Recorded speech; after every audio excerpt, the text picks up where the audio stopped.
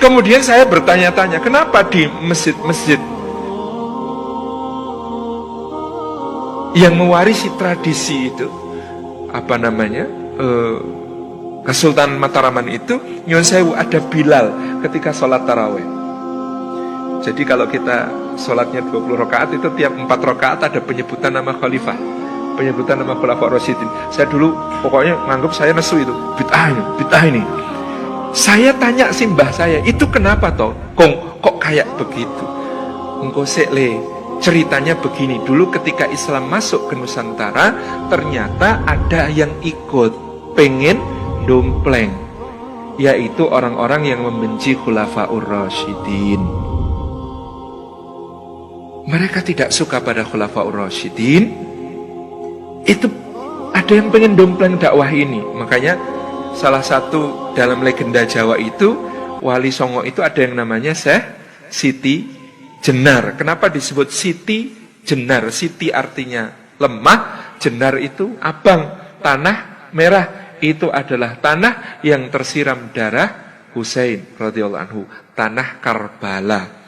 Jadi dia datang juga sebagai seorang mubalik ke Nusantara, berdakwah dan memang dapat pengikut. Di dalam naskah Babat Pangeran Adilangu tentang murid Syekh Siti Jenar namanya Ki Kebo Kenongo yang berkedudukan di Pengging, Boyolali, yang kemudian dituduh bughat, memberontak, membangkang kepada Kesultanan Demak.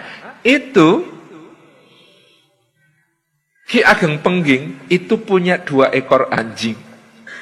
Anjing ini dia lempari batu kalau sedang marah. Anjing ini oleh beliau diberi nama Abu Bakar lan Ngumar. Jadi kebenciannya sampai di level itu.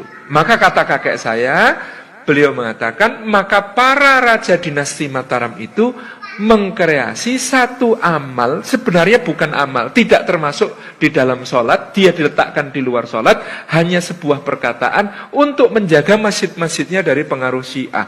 Caranya bagaimana? Al-Khalifatul Ula Amirul Mukminin Abi Bakr Siddiqi hal tardu'an, maka dijawab nardu'an. Al-Khalifatul Tsani Amirul Mukminin Abu Hafsin Umar ibn Khattab radhiyallahu anhu hal tardu'an, nardu'an. Nah, pertanyaan kemudian dijawab hadirin, nardu'an ini untuk menjaga rakyat Mataram dari pengaruh Syiah. Ternyata begitu caranya. Nah, saya tanya, mau kong enggak jadi bid'ah apa itu? Wow, enggak ada tuntunannya kok melaksanakan yang seperti itu. Yo dianggap bid'ah yo piye yo le? Ning itu ketika itu diperlukan untuk menjaga akidah. Ya, orang Syiah ikut tarawih di situ mesti enggak kuat. Mesti metu, enggak kuat itu kalau kemudian dengar yang begitu-begitu di dalam tarawih. Makanya itu menjaga akidah masyarakat awam. Turno ya le, wong itu kan di luar sholat. Wong di luar sholat ki kowe takon karo jejermu, ngelak orae? Terus dijawab mboten. Ngono kuwi ngelak orae? Ngelak. Ngono ki ora? Nggih pareng. Ha mosok takon kowe rido karo Abu Bakar pura? Ngono kok ora oleh. Lah ya oleh to le. Jadi ini bahasa kakek saya ketika menjelaskan bahwa yang seperti ini dulu dipakai untuk menjaga akidah.